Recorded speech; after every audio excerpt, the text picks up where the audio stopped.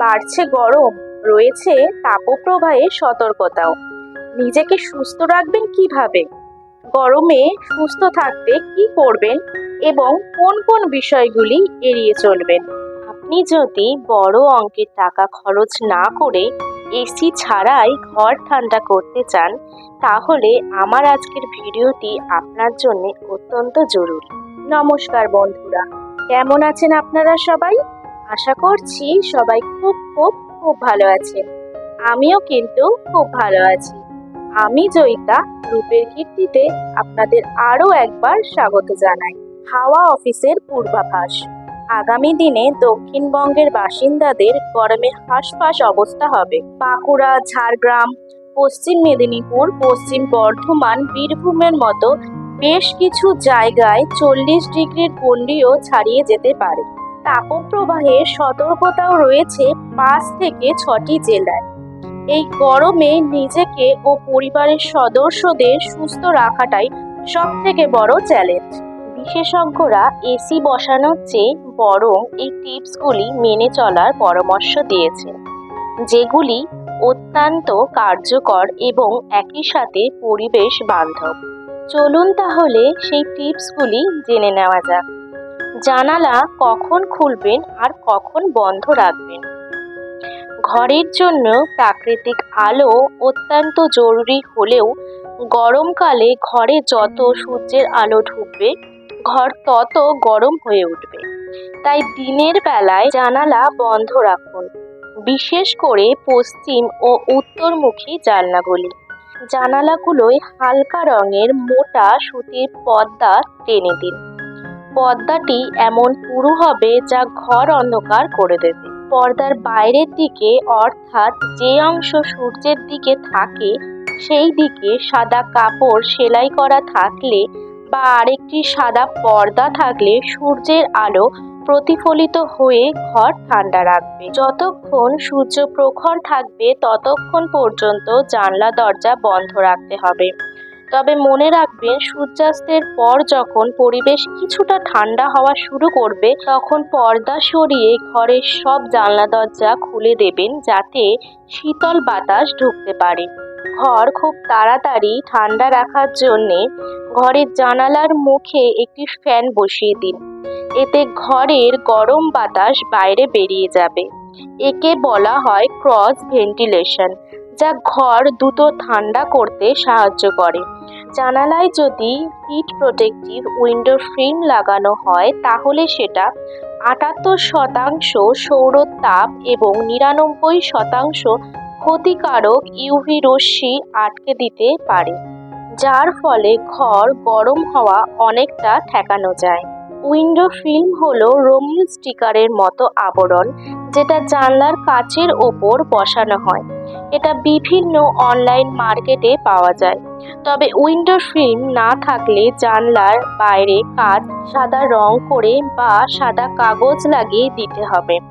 এছাড়া দুটি স্তর বিশিষ্ট কাচের জানলা সাধারণ জানলার চেয়ে অনেক ভালো তাপ নিরোধক হিসেবে কাজ করে। অন্যদিকে ঘরের ছাদ বা দেওয়ালে ইনসুলেশন করলে গরমকালে ঘর ঠান্ডা থাকে এবং শীতকালে ঘর গরম থাকে। এই ইনসুলেশন হলো এক ধরনের মোটা প্রলেপ। যারা কনস্ট্রাকশন বা ইন্টেরিয়ার নিয়ে কাজ করে, তাদের সাথে আপনি একবার যোগাযোগ করতে পারেন। আপনার ঘরে কোন ইনসুলেশন সবচেয়ে ভালো কাজ করবে সেটা তারাই বলে দিতে পারবে। জানলার ওপরে, বিশেষ করে পূর্ব পশ্চিমের জানলায় সানসেট থাকলে তার রোদের তাপ অনেকটাই আটকে দেয়।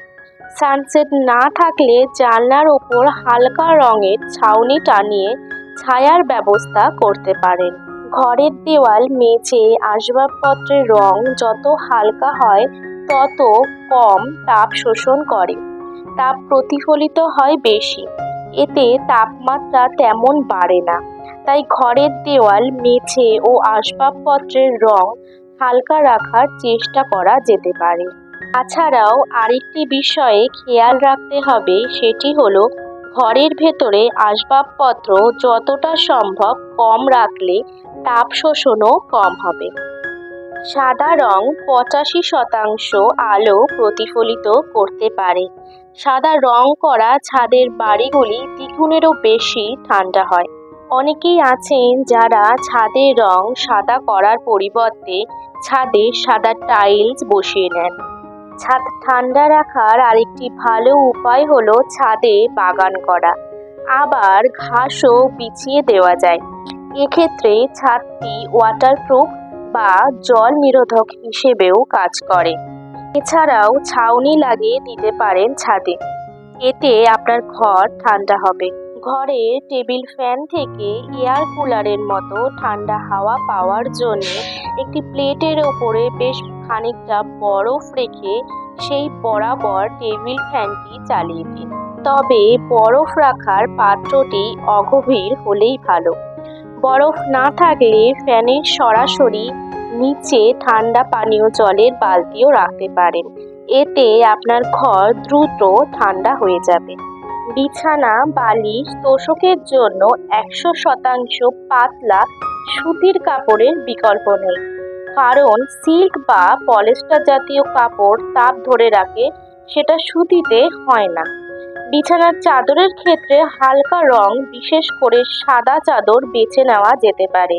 বেশি রঙিন ও নকশাদায়ক চাদর তাপ শোষণ করতে থাকে। এছাড়া আমরা সচরাচর বিছানায় যেমন তুলোর তোশক, জাজিম ব্যবহার করি বা সোফায় যেসব গদি বসাই, তা শরীর এবং আশেপাশ থেকে প্রচুর তাপ শোষণ করে। এক্ষেত্রে বাঁশ বা অন্যান্য প্রাকৃতিক ফাইবারের তোশক, জাজিম এবং গদি ব্যবহার করা সবচেয়ে ভালো উপায়। আপনি কখন ও কতক্ষণ ধরে রান্না করছেন সেটিও বেশ জরুরি, কেননা রান্না অনেক তাপ উৎপন্ন করে এবং আপনার বাড়ির তাপমাত্রা অনেক বাড়িয়ে দেয়। তাই গরমে এমন খাবার খাওয়া যেতে পারে যেগুলি অল্প সময়ে রান্না করা হয় বা যেগুলোর রান্নার প্রয়োজন নেই।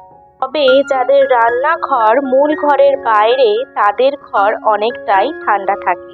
আপনার ঘরে ব্যবহৃত যন্ত্রপাতি যেমন mobile, charger, laptop, computer, oven, iron, hair dryer প্রতিনিয়ত তাপ উৎপন্ন করে। আপনি যন্ত্রটি চালাচ্ছেন না কিন্তু প্লাগ ইন করে রাখছেন, তাতেই তাপ উৎপন্ন হচ্ছে। তাই যন্ত্র ব্যবহার শেষে প্লাগের সংযোগ খুলে দেওয়াই ভালো।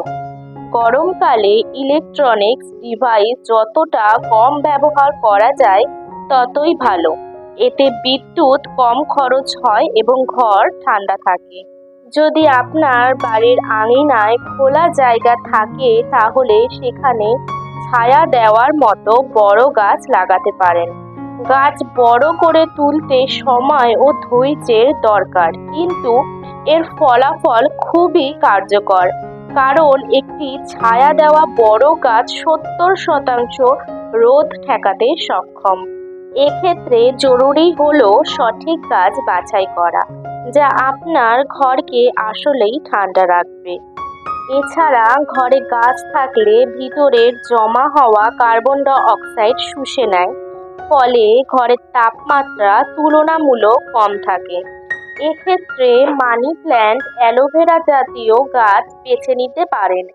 ঘরের বাইরে ঘাস জাতীয় গাছ কিংবা বাগান বিলাস গাছ থাকলেও ঘর ঠান্ডা থাকে। ঘর ঠান্ডা রাখার ক্ষেত্রে জরুরি হলো ঘরে থাকা মানুষদের শরীর ঠান্ডা রাখা, আর এজন্য তাদের পর্যাপ্ত জল খেতে হবে, সহজে হজম হয় এমন খাবার খেতে হবে। দিনে অন্তত 1 বা 2 বার ঠান্ডা জলে স্নান করতে হবে। সুতির হালকা রঙে ঢিলেঢালা পোশাক পরতে হবে। প্রয়োজনে গায়ে জল ছিটিয়ে ফ্যানের হাওয়ায় শরীর ঠান্ডা করতে হবে। এই 15টি পদক্ষেপ নিলে আপনার ঘর এসির মতো না হোক, আগের থেকে অনেক বেশি ঠান্ডা হবে, এটা বলা যেতে পারে। কেমন লাগলো গরমের এই টিপসের ভিডিওটি? ভালো লাগলে লাইক, শেয়ার, কমেন্ট করতে একদম ভুলবেন না, আর সাবস্ক্রাইব করে দিয়ে পাশের বেল আইকনটি অবশ্যই প্রেস করে দেবেন। তাহলে আমি যখন যখন ভিডিও ছাড়বো তখন আপনারা নোটিফিকেশন পেয়ে যাবেন। তাহলে আজকে আসি, ভালো থাকবেন, সুস্থ থাকবেন। নতুন একটি ব্লগে আবার দেখা হবে। ধন্যবাদ।